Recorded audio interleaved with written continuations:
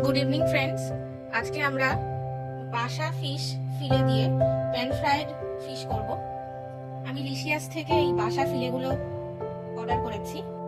আমি সবকিছু ম্যারিনেশনের জিনিস দিয়ে মাছটাকে ম্যারিনেট করে নিয়েছি। এরপরে কিছুক্ষণ রেস্টে রেখে আমরা প্যানে অল্প বাটার দিয়ে ফ্রাই করব, তারপর বাকিটা আপনাদের সঙ্গে শেয়ার করছি পরে।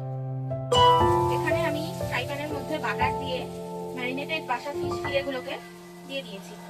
এবার আমি এটাকে অল্প করে ফ্রাই করে সেদ্ধ হয়ে গেলে তুলে নেব। বেহালার সার্তাজ রেস্টুরেন্ট থেকে গার্লিক নান এটা অর্ডার করা হয়েছে। বাসা ফিলে দিয়ে প্যান ফ্রাইড ফিশ বানাতে বানিয়েছি। আজকে ডিনারের জন্য লিশিয়াস থেকে ক্রিমি আফগানি চিকেন অর্ডার করা হয়েছে। এটা একটা রেডি টু কুক মিল। আমরা আবার প্লেটে নিয়ে খাওয়ার সময় আপনাদের সঙ্গে দেখাচ্ছি।